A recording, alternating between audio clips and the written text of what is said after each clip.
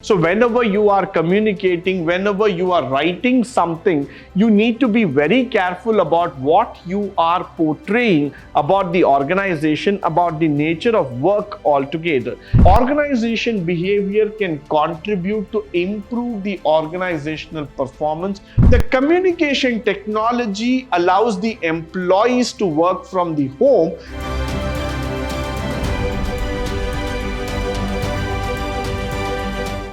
Good morning and welcome to the 6th session in Organization Behavior Unit 1, where we continue to talk about the approaches to the challenges and opportunities. Now, moving further, let us talk about the improving of ethical behavior. Now, where we are going to talk about the complexity in business operations, which is forcing the workforce to face ethical dilemmas which are required to define the right and wrong conduct to complete the assigned activities. So what I'm trying to say here is that there's a lot of ethical factors that is also going to govern in terms of the business factors altogether.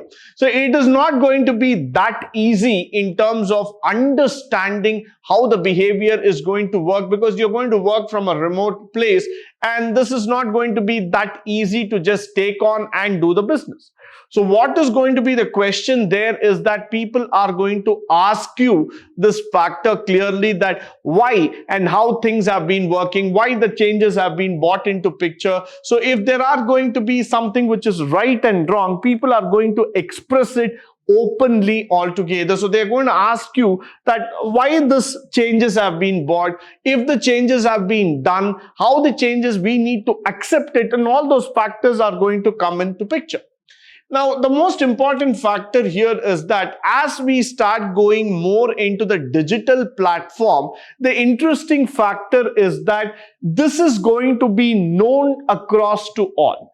Nowadays, what is happening is that even the slightest thing, the smallest thing that you would probably do becomes a video and it becomes viral on the YouTube or on any of the social media platforms.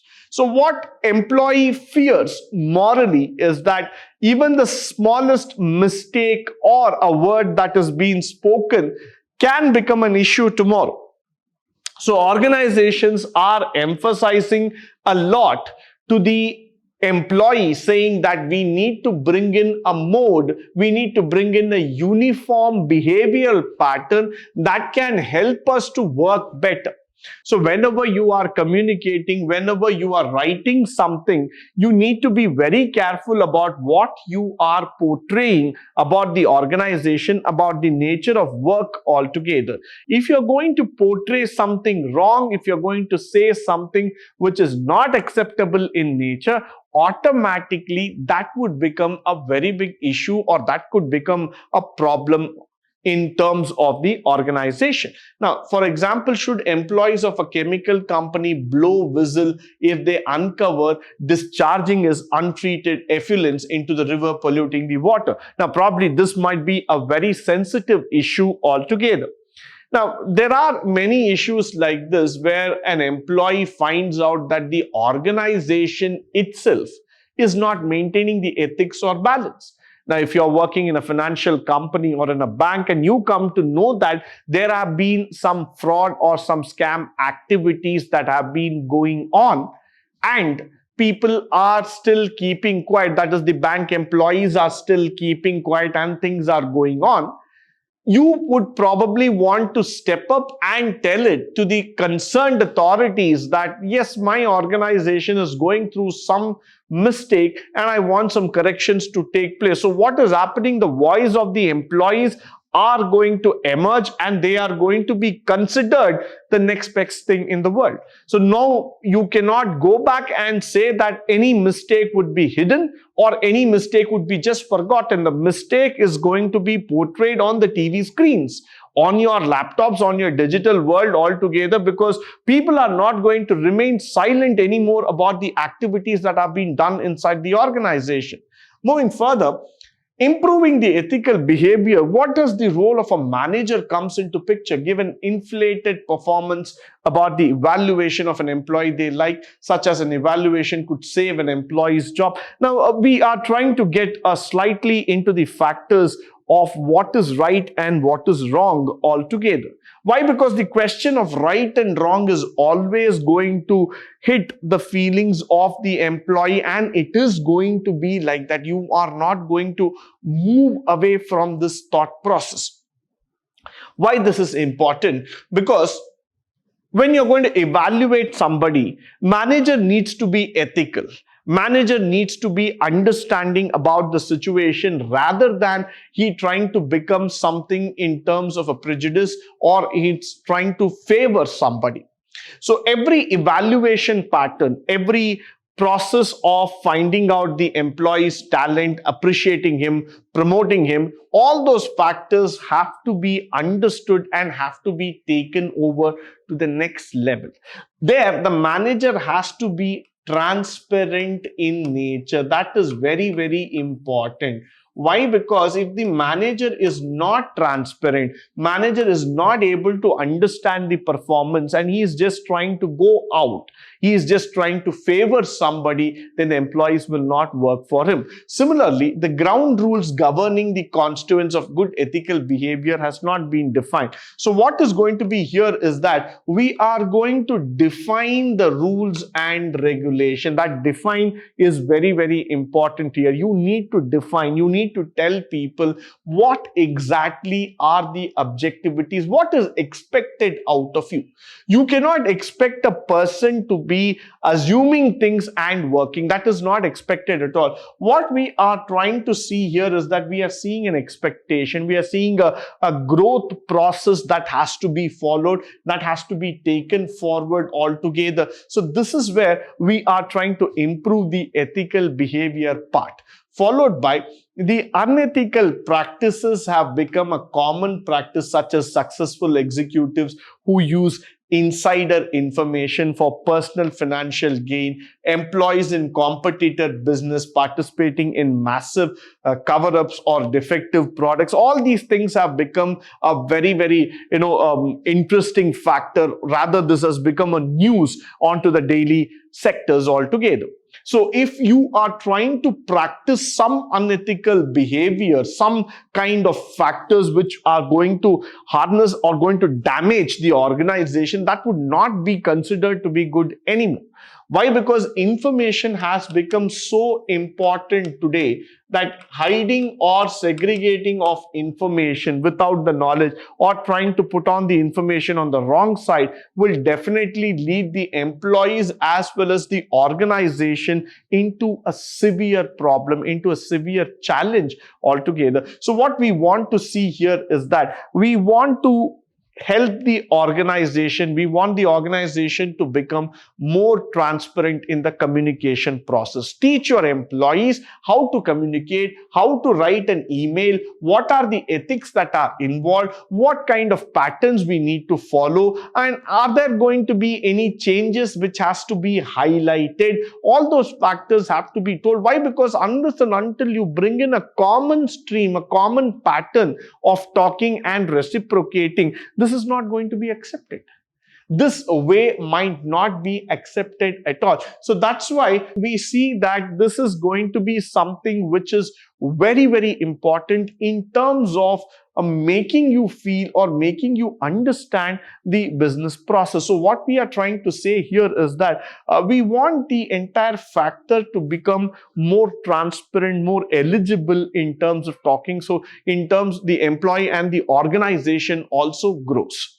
Followed by improving the customer services. As we were speaking up in the previous slide, how important it is to bring in the customer side. One of the big challenges that we are seeing today in the organization. One is that organization behavior can contribute to improve the organizational performance by showing how to employees becoming a change factor here, how they can start getting associated, how they can start making changes. And it is also important that the service should be first production oriented by using the technology rather than just going about and talking about the theoretical aspects altogether. And improve customer service, they have to provide the sales factor. They have to tell how to improve the sales by reaching on to the customer's expectations. So customer service is not going to be anymore a simple factor where you just call the customer and make him feel happy about it.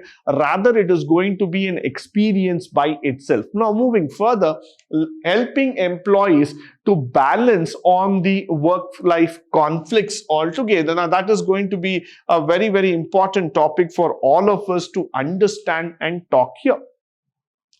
A typical employees in the 60s or 70s showed up on a workplace through Monday to Friday on an 8 to 9 hour work on a chunk of time altogether. So you would have typically seen that some years back, people were very happy about this factor working in government organizations or any company saying that, I just work for 8 or 9 hours a day and then I go back home. That's it. So I forget about my job. But today, now what is happening is that we are no longer a part of the segment and we are going to work completely on a different platform. Today, you might have seen organizations who have started bringing in all kind of facilities in their campus. They have a gym, they have a cafeteria, they have probably yoga, they have aerobics, they also have a swimming pool, they have a playground, they also have something to do with aerobics. So many factors are coming into picture. What they are trying to do here is that make the employee feel comfortable.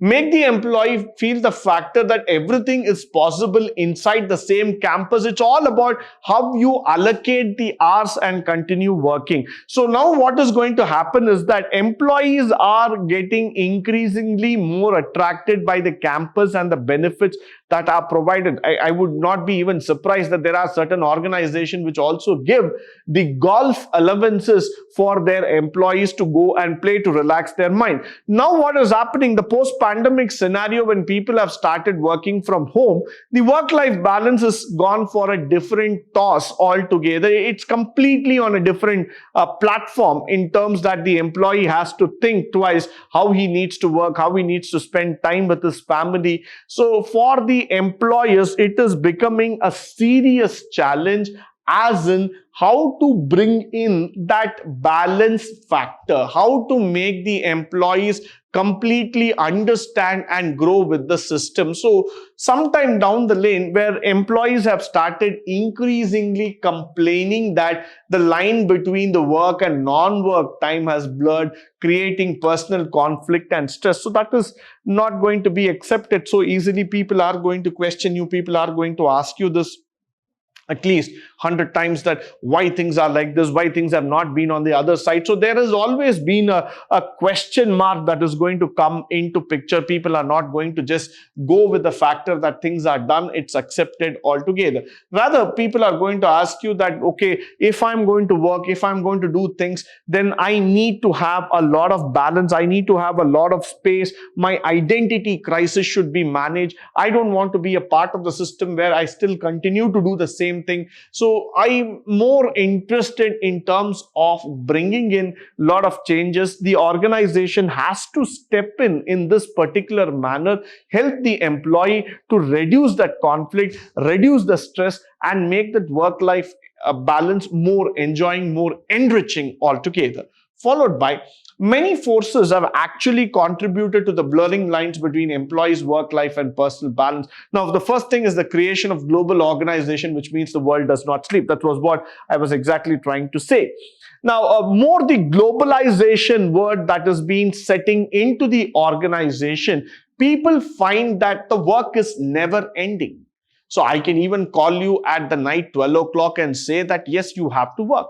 I can even call you at midnight, 1 o'clock and say that, yes, you have to do this. So what people have started understanding that moment you start stepping into the corporate world and people say that you need to be upfront, ready to take up any challenges, there is a fear factor that comes into the minds of the employees. Why? Because the employees feel this very clearly that today or tomorrow, I would be asked to take up extra responsibilities for which I cannot go back and complain, because the organization has already warned me, they have already told me that yes, this is what is going to happen.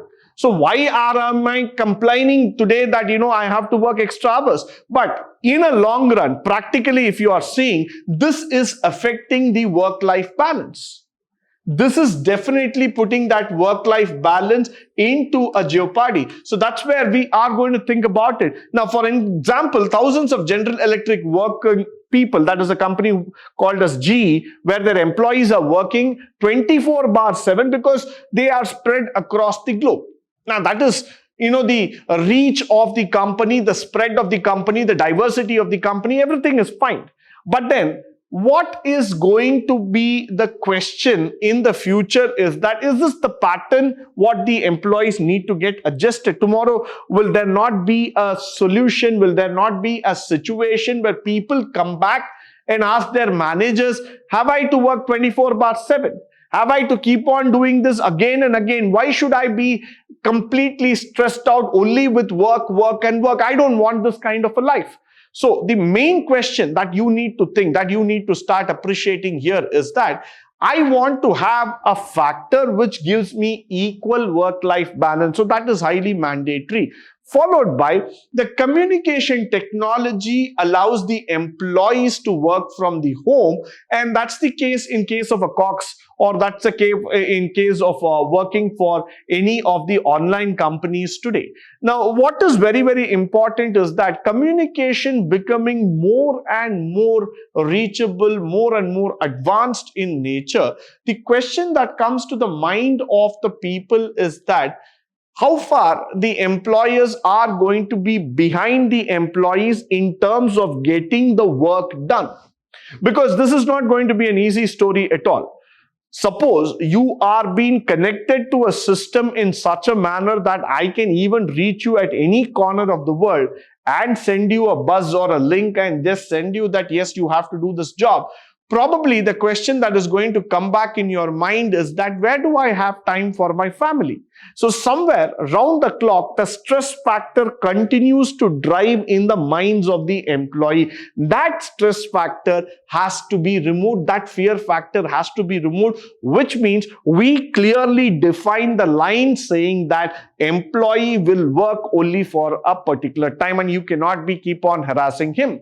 Followed by the factor that this lets the job in technical and the professional work to work from any time. Of course, when you talk about an IT sector, sector specific talk when I'm doing about, that is very good because they feel that their sector has got all these systems in place. And that's how their system works also. So probably providing them a gadget or a laptop or a tablet, fine, it is good for them because their sector has adopted and accepted certain things. But if I talk about a manufacturing sector, a real estate sector, a chemical sector, that cannot be accepted because many of the work cannot be done at the home itself. You need to come to the office. You need to follow with the machines. You need to follow with the process and system. In that case, the work-life balance again is going to have a different parameter. You need to set different objectives for these kind of employees. So what is happening is that now the organization is asking employees to put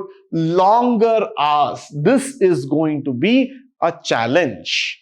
I am going to extend my employees' working hours, which is going to be a challenge. Only fewer families who have single breadwinner. Today, married employee is typically part of a dual carried couple. So again, what we're going to talk about the personal part of it, in terms of that people are only getting engrossed completely into work.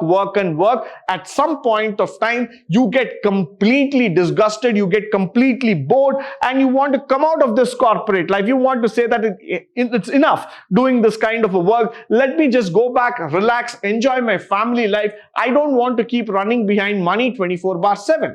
Now, the most important thing is that for a married employee today, it's typically part of a dual career couple. So people have to balance their work life as well as their office front, which makes it increasingly difficult for married couples or people to find time to get committed to the home, spouse, children, parents, and friends. So they are typically trying to become more and more isolated day by day, which is not good for them. That does not have to happen, and this is getting into a difficult scenario altogether. Followed by, employees are increasingly recognizing that the work is squeezing out their personal life. Now, for example, I have a hobby of gardening, or I have a hobby of going for a hiking or a bicycling, or I just want to spend time with my friends going for a walk, a jog, or something like that. This is not going to happen. Why? Because my organization is squeezing out my maximum time, and they are trying to make me go on that process again and again, by which I get completely stressed out and I am not able to contribute to my personal life. Now, the other thing is that the recent studies have also suggested that employees want jobs that give them flexibility on the schedule. Now we are talking about this word, very, very important, that word called as flexibility. Why? Because the jobs have to be able to concern about the people, and they have to give them the flexibility to work and to continue on that pattern. Also, the next generation employees show the similar concern. A majority of college and university says that achieving a balanced work life is going to be their topmost priority, rather than just taking out those fat paychecks. So they are more interested in bringing a harmony, a balance in terms of their work atmosphere. Followed by, I would like to conclude this particular session by saying this factor that definitely organization behavior is going to be a major study of science that is going to impact the lives of the employees. I hope and believe that all the information that has been shared through this particular session would be of a great help and benefit to you. In the upcoming session, we will be talking more about the different dimensions of organization behavior. But until then, stay tuned, stay blessed, and stay enlightened forever. Thank you once again for joining me today on this session.